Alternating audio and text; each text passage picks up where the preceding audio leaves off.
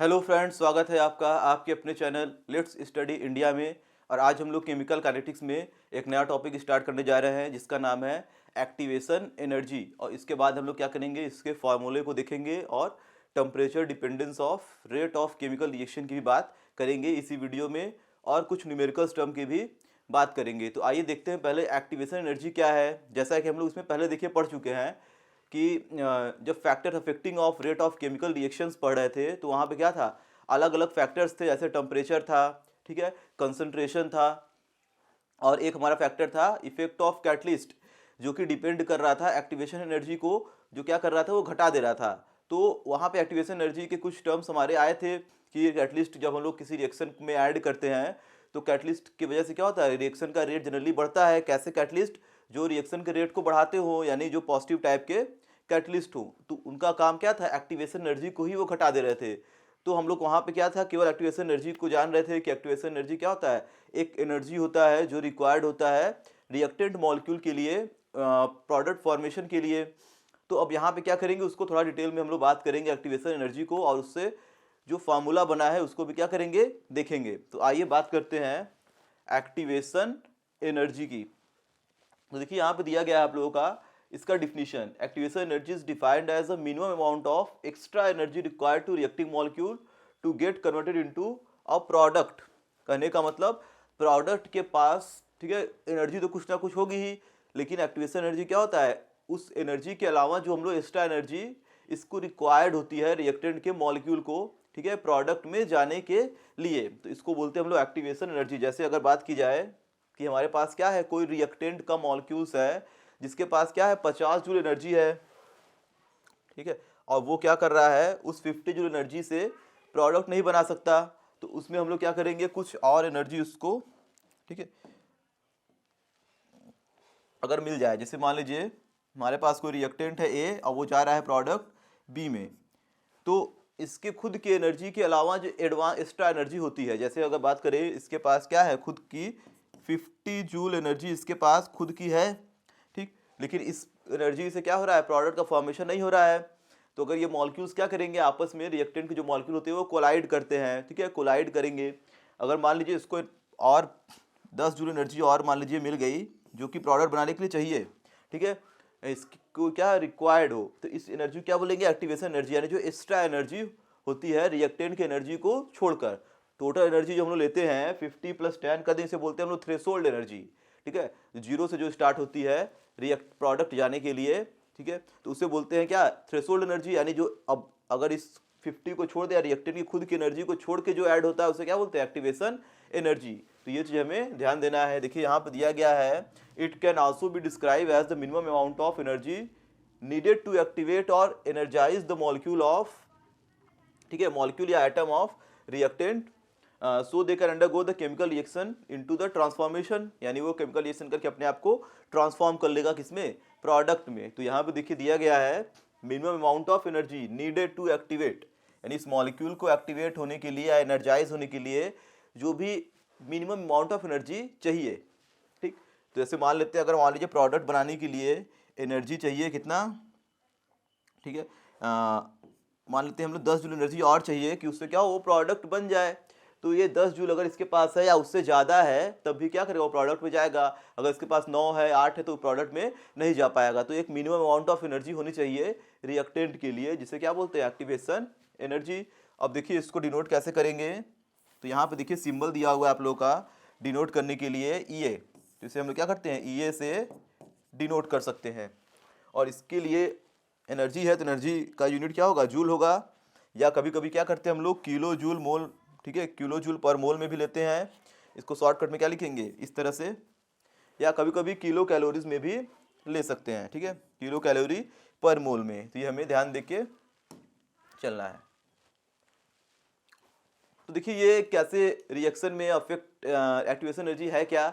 तो यहाँ पे अगर बात करेंगे effect of catalyst on activation energy, तो जनरली देखिए जब हम लोग बात कर रहे थे factor affecting of rate of chemical reaction की, तो वहाँ पे क्या था, जब कैटलिस्ट ऐड कर रहे थे किसी रिएक्टेंट के मॉलिक्यूल के साथ, तो वो क्या कर रहा था, रिएक्शन के रेट को बढ़ा दे रहा था। जनरली कैटलिस्ट कौन सा लेते हैं हम लोग, जो रिएक्शन के रेट को क्या हो बढ़ाए, कैटलिस्ट जिसे बोलते हैं हम लोग, पॉजिटिव टाइप का कैटलिस्ट हो, इनहिबिटर टाइप का हो, ठीक है। तो दो टाइप के कैटलिस्ट होते हैं, एक कुछ होते हैं रिएक्शन के रेट को डिक्रीज करते हैं, कुछ क्या करते हैं इंक्रीज करते हैं। तो यहाँ पर हम लोग बात किसी कर रहे हैं जो रिएक्शन के रेट को बढ़ाए, तो वो करता क्या है, उसका काम क्या है, एक्टिवेशन एनर्जी को घटा देना। जैसे यहाँ पे हम लोग ग्राफ में समझ सकते हैं कि हमारे पास क्या है, कोई रिएक्टेंट का मॉलिक्यूल है, इसके पास क्या है, खुद की इतनी एनर्जी पहले से है। इसे मैं दिखा दे रहा हूँ ER से, यानी रिएक्टेंट की एनर्जी खुद की इतनी है। अब इसे प्रोडक्ट में जाने के लिए इतना एनर्जी की ज़रूरत और पड़ेगी, तो इस एनर्जी को क्या बोल रहे हैं, एक्टिवेशन एनर्जी। तो इतनी एनर्जी की ज़रूरत और पड़ेगी तब वो प्रोडक्ट में जा सकता है, ठीक। और ये जाने के बाद प्रोडक्ट बन जाएगा, तो प्रोडक्ट की एनर्जी क्या होती है, कम हो जाती है, ठीक है, क्योंकि ये स्टेबल हो गया। अब जैसे ही हम लोग कैटलिस्ट को ऐड करते हैं तो ये करता क्या है, तो हमें यही देखना है इफेक्ट ऑफ कैटलिस्ट के बारे में। तो देखिए है क्या कि जो कैटलिस्ट होगा वो क्या करेगा, एक्टिवेशन एनर्जी को ही कम कर देता है। तो एक्टिवेशन एनर्जी पहले कितनी थी, इतनी थी, ठीक है। अब ये क्या किया, एक्टिवेशन एनर्जी घटा दिया। तो दिख रहे हैं हमारा डॉटेड जो लाइन दिख रहा है यहाँ पे, ये जो डॉटेड लाइन दिख रही है, ये क्या है, जब हम लोग कैटलिस्ट ऐड कर दिए तब के लिए एक्टिवेशन एनर्जी ये डिनोट कर रहा है, यानी एक्टिवेशन एनर्जी क्या हो गई, अब इतनी हो गई, ठीक है, कैटलिस्ट ऐड करने पर। तो कहने का मतलब जिस मॉलिक्यूल के पास, ठीक है, कम एनर्जी थी वो भी क्या है, प्रोडक्ट में जा सकते हैं, क्योंकि एक्टिवेशन एनर्जी अब क्या हो गई, कम हो गई। तो यहाँ पे देख सकते हैं a catalyst is a chemical substance that either increase or decrease the rate of chemical reaction. In the case of activation energy the catalyst lower it. ये क्या कर रहा है, एक्टिवेशन एनर्जी को घटा दे रहा है। However the energies of the original reactant remain same as catalyst only alter the activation energy, ठीक। तो मॉलिक्यूल की एनर्जी क्या है, वो तो सेम है, लेकिन वो कैटलिस्ट क्या कर रहा है, केवल और केवल एक्टिवेशन एनर्जी को ही क्या कर रहा है, कम कर दे रहा है, जिससे ज़्यादा नंबर ऑफ रिएक्टेंट के मॉलिक्यूल प्रोडक्ट में जा सकते हैं, ठीक है। जैसे हम लोग एग्जांपल के थ्रू यहाँ पे एक बार और इसे समझ लेते हैं। जैसे मान लेते हैं, एक मैं बाउंड्री सेट कर देता हूँ कि मान लेते हैं हम लोग कि क्या 50 जूल, ठीक है, एनर्जी चाहिए रिएक्टेंट को प्रोडक्ट में, ठीक है, जाने के लिए। लेकिन जैसे ही कैटलिस्ट ऐड किए, यानी ये 50 जूल एनर्जी क्या है, यही हमारी क्या है, एक्टिवेशन एनर्जी है। लेकिन जैसे ही हम लोग रिएक्टेंट के साथ साथ क्या किए, कैटलिस्ट ऐड कर दिए, तो वो इस एक्टिवेशन एनर्जी को घटा कितना कर दिया, 40 जूल कर दिया। अब 40 जूल से ही क्या हो रहा है, प्रोडक्ट का फॉर्मेशन हो जा रहा है, यानी एक्टिवेशन एनर्जी अब कितनी हो गई, वो हो गई केवल और केवल 40 जूल। तो कहने का मतलब, अब देखिए पहले क्या था कि जो जो रिएक्टेंट के मॉलिक्यूल के पास कम से कम 50 जूल एनर्जी था या उससे ज़्यादा था, वही प्रोडक्ट में जा पा रहे थे। लेकिन जैसे ही कैटलिस्ट ऐड किए, वो एक्टिवेशन एनर्जी को ही क्या किया, घटा दिया।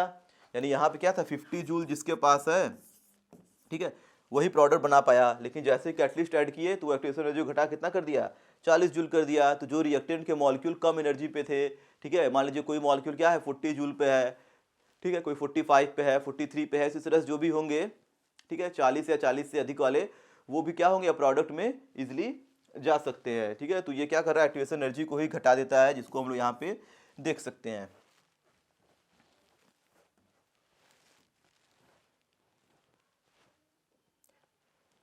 तो देखिए कैटलिस्ट के केस में हम लोग अगर बात करें, ठीक है, रिएक्शन की, और इसके एक्टिवेशन एनर्जी को देखा जाए तो है क्या, देखिए यहाँ पे दिया है फॉर एन एक्सोथर्मिक रिएक्शन। तो देखिए केमिकल रिएक्शन हमारे पास दो तरह के मिल सकते हैं। तो यहाँ पे जो ग्राफ तो ये हमारा है, ठीक है, ये कोई रिएक्टेंट है, ठीक है, जिसके पास क्या है, अपनी कुछ कुछ एनर्जी है। अब इतनी एनर्जी क्या किया, ये एब्जॉर्ब किया, यानी एक्टिवेटेड हो गया, ठीक, और ये कन्वर्ट हो गया किसमें, प्रोडक्ट में। और प्रोडक्ट की एनर्जी दिख रहे हैं हम लोग यहाँ पे, रिएक्टेंट के कंपेयर में जो एनर्जी है प्रोडक्ट की वो क्या है, कम है। यहाँ पे मैं इसको दिखा दे रहा हूँ EP से, ठीक है। तो यहाँ पे है क्या कि energy of reactant is greater than energy of product, ये चीज हम लोग देख सकते हैं। तो क्योंकि जनरली देखिए है क्या, तो अब ऐसा केस कब आएगा, जब रिएक्शन क्या हो, एक्सोथर्मिक नेचर का हो। एक्सोथर्मिक का मतलब क्या हो रहा है, वो टेम्परेचर को यानी हीट को रिलीज कर रहा है। जब हीट एनर्जी रिलीज कर देगा, जैसे मान लेते हैं हमारे पास कोई रिएक्टेंट है, ठीक है, और वो जा रहा है प्रोडक्ट में, और कुछ अमाउंट ऑफ हीट एनर्जी क्या किया, ये लिबरेट कर दिया, रिलीज कर दिया। तो रिएक्टेंट टू प्रोडक्ट जब जा रहा है, तो मान लेते हैं कि इसकी एनर्जी क्या थी, ज़्यादा थी, ठीक है, मान लेते हैं इसकी एनर्जी क्या थी, 100 थी, और ये प्रोडक्ट की एनर्जी अब मान लीजिए कितना कितना मान लीजिए 30 एनर्जी क्या किया, 30 जो एनर्जी को निकाल दिया तो प्रोडक्ट कितना आ गया, 70 पे आ गया। ठीक है, तो रिएक्टेंट की एनर्जी प्रोडक्ट से क्या है, ज़्यादा है, और बाकी एनर्जी क्या किया, वो निकाल दिया हीट के फॉर्म में। तो इसे बोलते हैं हम लोग ये एक्सोथर्मिक टाइप का रिएक्शन है। ये रिएक्शन कैसा है, एक्सोथर्मिक नेचर का है। तो एक्सोथर्मिक रिएक्शन के लिए जब भी हम लोग क्या करेंगे, एक्टिवेशन एनर्जी का ग्राफ प्लॉट करेंगे, तो वहाँ पे हमेशा क्या ध्यान देना है कि ये हमारा जो प्रोडक्ट की एनर्जी होगी रिएक्टेंट से क्या होगी, हमेशा कम रहेगी। तो ये चीज़ हमें ध्यान देके चलना है, क्योंकि बाकी एनर्जी क्या किया, वो हीट के फॉर्म में निकाल दिया, तो प्रोडक्ट क्या होगा, एनर्जी प्रोडक्ट की कम हो जाएगी। जैसे मान लेते हैं इसकी एनर्जी ज़्यादा है, इसकी एनर्जी कम, बाकी हीट के फॉर्म में निकल गया। जैसे हम लोग एग्जाम्पल लेते हैं कि जब हम लोग क्या करते हैं कैल्शियम ऑक्साइड में, ठीक है, कैल्शियम ऑक्साइड का मतलब क्या होता है, जो चूना होता है उसमें जब वाटर ऐड करते हैं तो हमें बनता क्या है, यहाँ पे बनता है कैल्शियम हाइड्रोक्साइड और प्लस हीट एनर्जी यहाँ से निकलता है।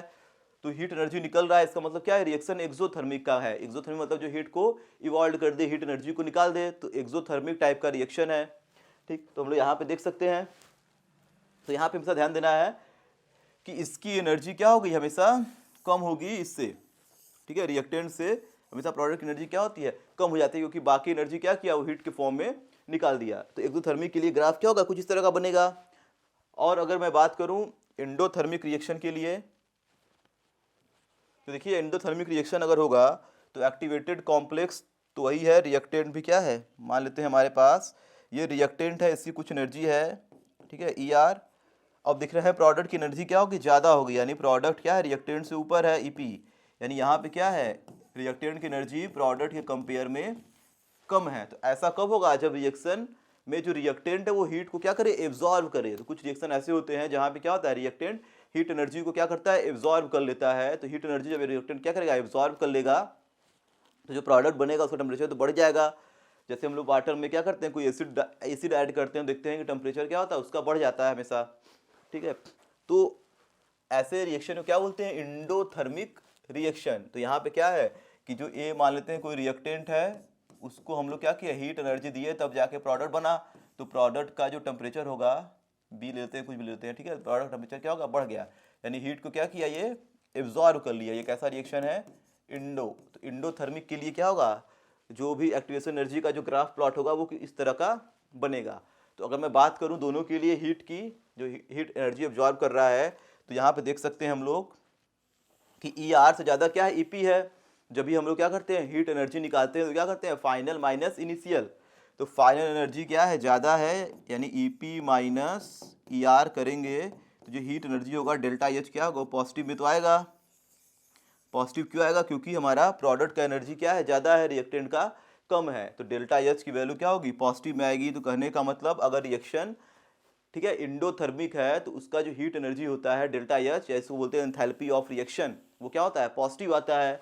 और अगर बात करेंगे एक्सोथर्मिक, ठीक है, एक्सोथर्मिक वाले रिएक्शन में, तो यहाँ पे हम लोग देख सकते हैं कि डेल्टा H की वैल्यू क्या हो रही है, निगेटिव आ रही है। क्यों, क्योंकि यहाँ पे अगर मैं यहाँ पे डिफरेंस निकालूँ तो EP माइनस ER, आपको पता है कि ER ज़्यादा है, EP कम है, तो ये ज़्यादा है, ये कम है। ठीक है, ER क्या है, ज़्यादा है, EP कम है, तो कम में ज़्यादा घटाएंगे तो निगेटिव में तो आएगा ही। तो डेल्टा H की वैल्यू क्या होती है, एंथैल्पी ऑफ रिएक्शन हमेशा निगेटिव आता है। तो ये चीज़ हमें ध्यान देके चलना है। ठीक है, एक्सोथर्मिक और एंडोथर्मिक रिएक्शन में जब भी हम लोग क्या करेंगे, एक्टिवेशन एनर्जी का ग्राफ प्लॉट करेंगे।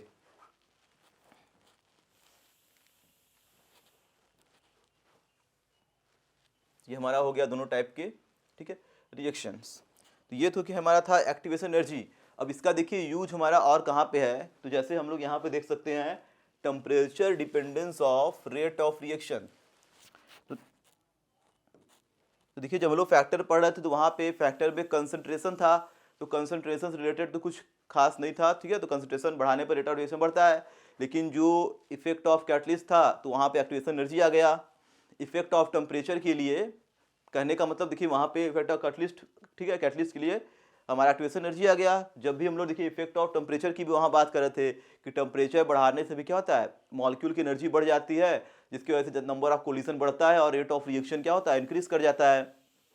तो उस चीज़ को कितना इंक्रीज कर रहा है या कितना डिक्रीज कर रहा है, यानी उसके क्वालिटी, उसके क्वांटिटेटिव एस्पेक्ट को समझाने के लिए एक साइंटिस्ट थे जिनका नाम क्या था, ठीक है, आर्हीनियस।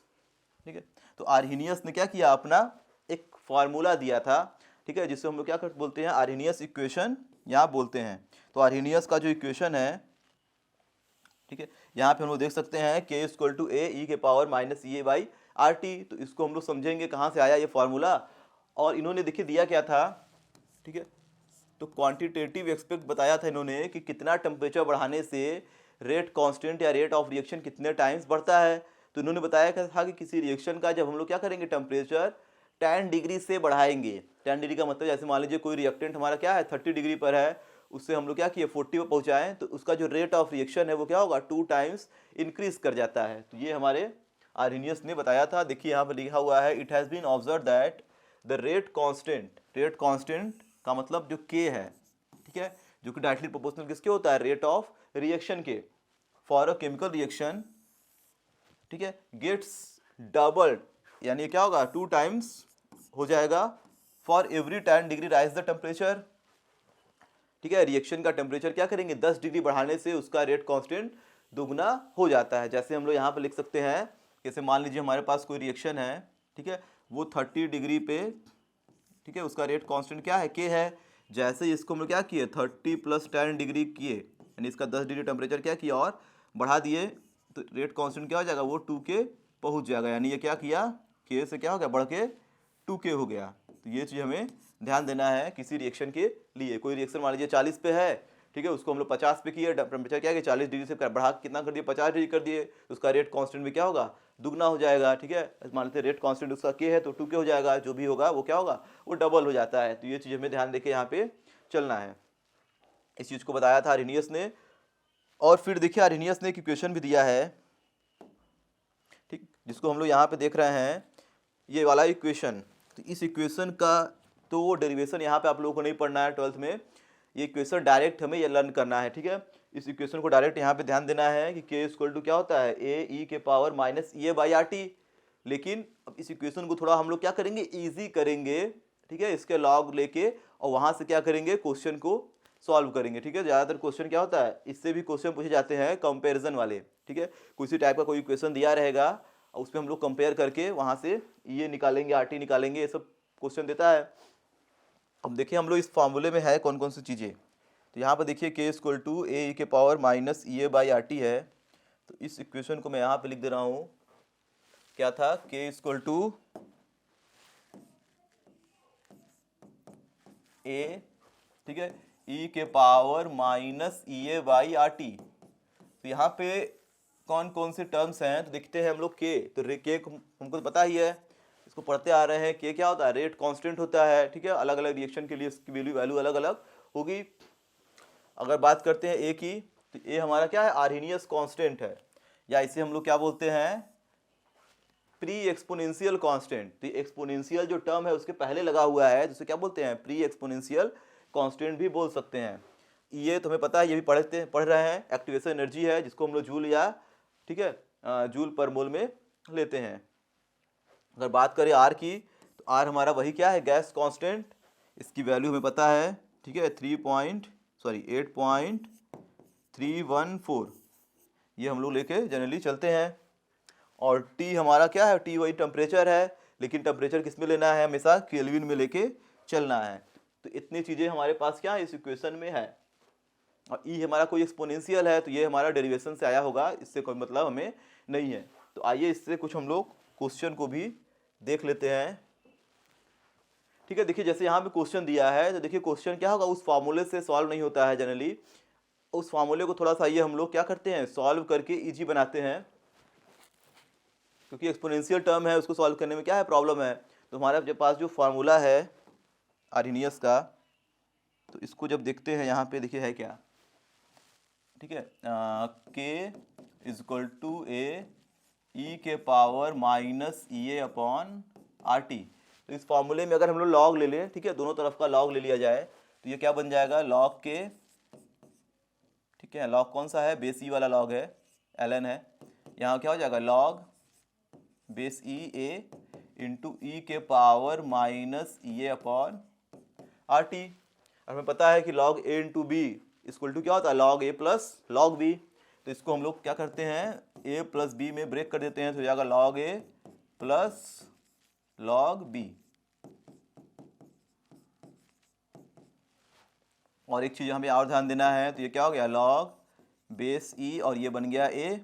हमें पता है कि जो log का जो पावर होता है वो कहाँ चलाता है, कोफिशिएंट में, तो ये पावर उठ के चलाएगा कोफिशिएंट में, और माइनस प्लस क्या हो जाएगा माइनस, तो इसको मैं ऐसे लिखता हूँ ई ए बाई आर टी। ये क्या बन गया log बेस e और e।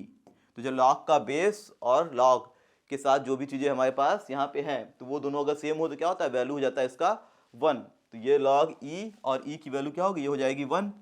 तो यहाँ पे फार्मूला डायरेक्ट क्या बन गया, log बेस e a, ये हो गया 1, तो क्या हो गया ई ए बाई आर टी। यहाँ पे क्या गया log बेस e के। तो ये देखिए हम लोग बोल सकते हैं आर्हेनियस का इक्वेशन, लेकिन हम लोग क्या करेंगे, log को कन्वर्ट करेंगे log बेस 10 में, क्योंकि जनरली हमको पता है कि जैसे हम लोग वहाँ पे निकाले थे फर्स्ट ऑर्डर रेट कांस्टेंट वाले इक्वेशन को, तो वहाँ पे क्या किए थे, बेस 10 में लेकर चल रहे थे, क्योंकि जब भी क्वेश्चन सॉल्व करेंगे तो log की जो वैल्यू देगी वो क्या देगा, जिसका बेस 10 होगा। तो e को 10 में बदलने के लिए करते क्या है, ठीक है, तो log जब e को log बेस 10 में कन्वर्ट करेंगे तो वहाँ पे हम लोग ध्यान देना है कि ये क्या होगा 2.303 से मल्टीप्लाई हो जाएगा log बेस 10 के, यहाँ भी क्या हो जाएगा 2.303 log base 10 a minus E A upon R T. अब देखिए करना क्या है, अब इस चीज़ को मैं क्या करता हूँ, उधर भेज देता हूँ, ठीक है, या हम लोग यहाँ से ठीक इस log 0.203 से क्या करते हैं, सबको डिवाइड कर देते हैं, तो यहाँ से क्या होगा, ये चीज़ हमारा सारा खत्म हो जाएगा। तो इसको हम लोग यहाँ पे देख सकते हैं, ठीक, जो log बेस a है, ठीक है, इसको क्या करते हैं, यहाँ से हम लोग खत्म करते हैं। तो देख लीजिए यहाँ पे क्या आ जाएगा, अगर 2.303 से डिवाइड कर दिया जाए दोनों तरफ, ये देखिए फार्मूला बन के हमारा आ जाएगा log बेस 10 के। अब इसको यहाँ से डिवाइड कर दिया, यहाँ पे डिवाइड कर दिए, 2.30 डिवाइड कर दिए, ये भी खत्म, क्या हो जाएगा log बेस 10 a माइनस क्या हो जाएगा 1 upon 2.303 E A by R T. तो ये हमारा क्या है, एक फार्मूला निकल के आ गया, जिसको हम लोग यहाँ पे देख सकते हैं, ठीक है, आर्हेनियस का इक्वेशन। अब इसी इक्वेशन से क्या करेंगे, क्वेश्चन को भी हम लोग सॉल्व कर लेंगे, ठीक। तो ये आर्हेनियस कांस्टेंट है हमारा क्या है a, तो इस चीज को हमें ध्यान देके चलना है क्वेश्चन में। तो इस तरह का हमारा देखिए फॉर्मूला बन गया, ठीक है, ये वाला। और इससे हम लोग क्या करते हैं, कोई ग्राफ को भी क्या कर सकते हैं, प्लॉट कर सकते हैं। अगर यहाँ पे देखा जाए, एक ग्राफ में यहाँ पे अगर बनाऊं, तो इस इक्वेशन को थोड़ा सा क्या करते हैं इजी वे में, यहाँ पे देखिए लिख लेते हैं पहले, ठीक है, ये चला गया माइनस में, कहाँ गया इनटू में, और ये हमारा log a है, ठीक। तो इसको हम लोग y equal to M X plus C के फॉर्म में अगर लिख दिया जाए इस इक्वेशन को, तो देखिए हमारा इक्वेशन क्या बन जाएगा, तो ये बन जाएगा log बेस 10 के, ठीक। और इस चीज़ को मैं आगे लिख दूँ तो क्या हो जाएगा माइनस 1 अपॉन 2.303, ये क्या हो जाएगा E A by R T plus log base 10 a। अब ये देखिए हमारा है कि अगर इसको मैं कंपेयर कर दूं y equal to M X plus C के इक्वेशन से, तो इसको मान लेते हैं हम लोग y, ठीक है, इक्वल टू ये क्या हो जाएगा एम एक्स प्लस सी। ये बन गया इंटरसेप्ट, ठीक है, m की जगह पे देखिए है क्या, थोड़ा सा इसको मैं और सिंपल तरीके से लिखता हूँ, देखिए y की जगह पे क्या है log बेस 10 के है, ठीक। m की जगह पे क्या है, तो m देखिए m क्या होता है, पूरा एक कांस्टेंट टर्म होता है, जिसको क्या बोलते हैं हम लोग स्लोप बोलते हैं, रिएक्शन स्लोप बोलते हैं इक्वेशन का। तो यहाँ पे देखिए सारे टर्म्स क्या है, ठीक है, सभी के सभी टर्म्स जो हैं वो कांस्टेंट हैं। तो ई ए क्या है, एक्टिवेशन एनर्जी है, ठीक है, और आर ये सारा क्या कांस्टेंट, एक्टिवेशन एनर्जी भी क्या होगा, वो फिक्स होगा, रिएक्शन के लिए कांस्टेंट होगा, लेकिन जो टेम्परेचर है वही क्या करेगा, वेरिएबल केवल होगा। तो यहाँ पे यम की जगह पे क्या है minus 1 upon 2.303 E A by R, ये पूरा का पूरा क्या है टर्म हमारा बन जाएगा यम, ठीक है। तो ये पूरा क्या बन गया एम बन जाएगा, और उसके बाद जो 1/t है वही क्या है यक्स है, एक्स की जगह क्या लिखे हैं 1/t, और c हमारा इंटरसेप्ट है जिसको क्या बोल रहे हैं log बेस 10 a। अगर यहाँ से ग्राफ प्लॉट किया जाए लीनियर इक्वेशन के लिए, तो यहाँ पे देख सकते हैं हम लोग, यहाँ पे एक ग्राफ y एक्सिस पे क्या है, लॉग बेस 10 के यानी रेट कांस्टेंट और टेम्परेचर के बीच में ग्राफ प्लॉट कर रहे हैं, क्योंकि हमको बताना है कि टेम्परेचर बढ़ाने से रेट कांस्टेंट पे क्या इफेक्ट पड़ रहा है। तो टेम्परेचर यहाँ पे देखिए, ध्यान दीजिएगा, x की वैल्यू क्या है, 1/t ली गई है, ठीक है। तो ये क्या है, 1/t है, और हमें पता है कि जो यम है वो क्या है, माइनस में जा रहा है, स्लोप क्या है, माइनस में है, और इंटरसेप्ट की वैल्यू क्या है, पॉजिटिव है। तो लॉग बेस 10 a क्या है, ये भी हमारा क्या है, पॉजिटिव है। यहाँ मैं लिख दे रहा हूँ लॉग बेस 10 a, ये इंटरसेप्ट हो गया। लेकिन जो स्लोप है वो क्या है, निगेटिव में जा रहा है, तो ग्राफ क्या होगा, इस तरह से जाएगा। हमारा जो स्लोप है वो क्या है, -1/2.303, ठीक है, ये बाई r है। तो ये क्या है, निगेटिव में। तो यहाँ पे हम लोग देख सकते हैं कि ऐसा नहीं बोलेंगे कि टेम्परेचर बढ़ाने से क्या हो रहा है, रेट कांस्टेंट डिक्रीज कर रहा है, क्योंकि पता है कि टेम्परेचर बढ़ाने से क्या होता है, 10 डिग्री टेम्परेचर बढ़ा रहे थे तो रेट कांस्टेंट की वैल्यू डबल या ट्रिपल हो जा रही थी। तो यहाँ पे हमको ध्यान देना है कि जो टेम्परेचर है वो तो क्या है, अपॉन में है ना। तो ये हमें ध्यान दे के चलना है यहाँ पे क्वेश्चन में कि टेम्परेचर क्या है, अपॉन में है। तो अपॉन में कोई चीज़ अगर बढ़ेगी, ठीक है, अगर मान लीजिए टेम्परेचर हम लोग क्या किए, मान लीजिए टेम्परेचर को 10 रखें और फिर इसको बढ़ाएं 1/20 करेंगे, ठीक है, तो 1/t की वैल्यू बढ़ने का मतलब क्या हो रहा है, वो चीज़ डिक्रीज कर रहा है। और तो टेम्परेचर यहाँ पे डिक्रीज करने पर रेट ऑफ रिएक्शन क्या होगा, डिक्रीज करेगा, यानी टेम्परेचर बढ़ाने पे रेट कांस्टेंट क्या होगा, बढ़ेगा। तो 1/t है, क्योंकि टेम्परेचर अगर t रहता, ठीक है, तो ग्राफ क्या होता, ऐसे जाता है, क्योंकि टेम्परेचर क्या है 1/t लिए, इसलिए ग्राफ क्या हो रहा है, नीचे जा रहा है। तो इसका मतलब ये नहीं है कि टेम्परेचर बढ़ाने पर रेट कांस्टेंट घट रहा है, ऐसा नहीं है, क्योंकि टेम्परेचर बढ़ा रहे हैं किसमें, निगेटिव में बढ़ा रहे हैं, तो ये तो घटेगा ही, क्योंकि दोनों प्रोपोर्शनल है। तो ये चीज़ हमें ध्यान देके चलना है, क्योंकि जितना बढ़ाएंगे उतना वैल्यू क्या होगी, कम आएगी, ठीक है। जैसे मान लीजिए और बढ़ाएं, 10 डिग्री बढ़ाएं तो क्या हो गया, 1/30 हो गई, तो और क्या हो रहा है, डिक्रीज कर रहा है, ठीक है। तो टेम्परेचर अपॉन में है, इसीलिए ग्राफ क्या होगा, ऐसे बनाएगा। टेम्परेचर क्या होगा, यहाँ पर टेम्परेचर हम लोग ठीक है, ऐसे बिना अपॉन के ले नहीं सकते हैं, क्योंकि 1/t में ही आ रहा है जब इसको हम लोग कंपेयर कर रहे हैं। तो कहने का मतलब ये है कि जो रेट कांस्टेंट है वो डायरेक्टली प्रोपोर्शनल ही है टेम्परेचर के, ठीक है, क्योंकि टेम्परेचर क्या है, 1/, में लिया गया है। ये चीज़ हमें ध्यान देके चलना है इस इक्वेशन में।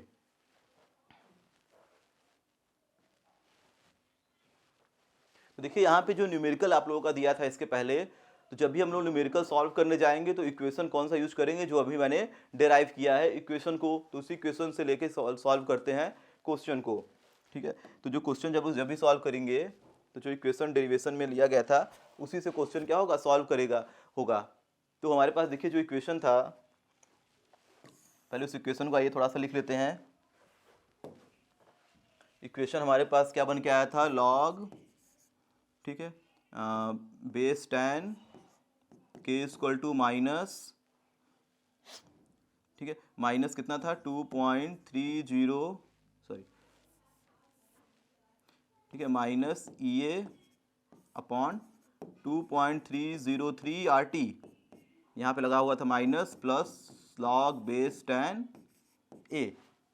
तो यहाँ पे देखिए जब भी क्वेश्चन देगा तो हमारे पास जो k की वैल्यू होगी वो क्या होगी, चेंज होगी। ऐसे मान लीजिए K1 से लेकर K2 तक या टेम्परेचर भी क्या करेगा, चेंज करेगा, क्योंकि हमको पढ़ना क्या है, टेम्परेचर का इफेक्ट देख रहे हैं कि टेम्परेचर बढ़ाने पर k की वैल्यू में क्या चेंजिंग आ रही है। तो मान लेते हैं कि एट, ठीक है, टेम्परेचर T1 रेट कांस्टेंट क्या है, K1 है, एंड मान लेते हैं टेम्परेचर T2 पे जो रेट कांस्टेंट हो गया वो K2 हो गया।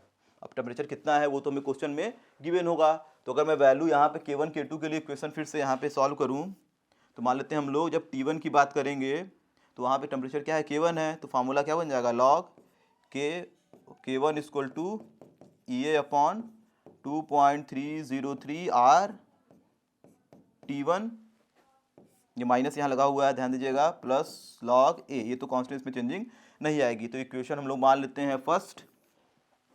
फिर अगर K2 की बात करेंगे तो क्या हो जाएगा, log K2 equal to minus EA upon 2.303 R T2, ये क्या हो जाएगा, प्लस लॉग A, ठीक है। मुझे ध्यान देना यहाँ बेस क्या है, 10 लिया गया है, ठीक। तो ये हमारे पास दो इक्वेशन बन के आ गए हैं। जब टेम्परेचर क्या कर रहे हैं, चेंज कर रहे हैं, तो k की वैल्यू भी क्या हो रही है, चेंज हो रही है। तो अगर मैं इस इक्वेशन को क्या करूँ, माइनस कर दूँ इक्वेशन 1 में से 2 को, तो यहाँ पे देखिए इक्वेशन हमारा, अगर 1 में से 2 को सब्ट्रैक्ट कर दिया जाए तो यहाँ पे देखिए क्या आ गया, या 2 में से 1 को भी सब्ट्रैक्ट कर सकते हैं, कोई दिक्कत नहीं है। तो हमको लेना होगा अपने हिसाब से, ठीक है। देखिए हमको क्या है कि टेम्परेचर बढ़ाने पे के की वैल्यू बढ़ रही है, तो हमेशा ध्यान दीजिएगा कि ये वाला टेम्परेचर क्या है, T1 की वैल्यू कम होगी, T2 ज़्यादा होगा, और K1 की वैल्यू कम हो, K2 ज़्यादा होगा। तो ये हमें ध्यान देके यहाँ पे चलना है, क्योंकि टेम्परेचर बढ़ाने से वैल्यू बढ़ रही है, तो अगर मैं इस तरह से घटाऊँ थोड़ा इजी पड़ेगा, 2 में से 1 को भी घटा सकते हैं, ठीक है, कोई दिक्कत नहीं है, बाद में चेंज कर सकते थे, लेकिन यहाँ पे और इजी बनाने के लिए मैं इसको क्या कर रहा हूँ, इक्वेशन 2 - 1 कर दे रहा हूँ। तो क्या बन जाएगा, log K2 - log K1 is equal to, अब देखिए यहाँ पे ध्यान देना है, इसमें से जब इसको सब्ट्रैक्ट करेंगे तो K2 में क्या क्या है, माइनस EA अपॉन 2.303 RT2, और माइनस, जब भी माइनस लगाएंगे तो ये क्या हो जाएगा, प्लस हो जाएगा, ये वाला टर्म, ये हो जाएगा प्लस EA अपॉन 2.303 RT1, और ये वाला टर्म क्या होगा, कट जाएगा, क्योंकि यहाँ पे लिखेंगे, फिर ये हो गया प्लस, फिर क्या होगा, फिर यहाँ पे क्या होगा, प्लस को माइनस कर देगा तो माइनस ए, और ये कट कट के खत्म, तो उसके हमें लेना देना नहीं है। तो अब हम लोग क्या कर सकते हैं, इसको आगे पीछे भी लिख सकते हैं। तो यहाँ पे देखिए कॉमन क्या क्या चीज़ें हैं, EA कॉमन है, 2.303 R कॉमन है, तो अगर मैं यहाँ से EA अपॉन 2.303 R कॉमन ले लूँ और इसको आगे कर दूँ तो क्या हो जाएगा, 1/T1 - 1/T2 equal to log A - B क्या होता है, log A/B, तो log क्या हो जाएगा, K2 अपॉन K1। तो ये हमारा मेन फार्मूला निकल के आया आर्हेनियस का, जिससे क्या होगा, क्वेश्चन को हम लोग सॉल्व करेंगे। तो आइए अब बात करते हैं, ठीक है, न्यूमेरिकल्स की, जो दिया हुआ है हमारा। तो इस न्यूमेरिकल को सॉल्व करने के लिए देखिए हमें फार्मूले को क्या करना पड़ा, पूरा डिराइव करना पड़ा। तो देखिए क्वेश्चन दिया है, the rate constant for a first order reactions, ठीक है, इंक्रीजेस फ्रॉम इतना टू इतना, तो ये हम लोग क्या मान लेते हैं, ये K1 है, ये क्या है,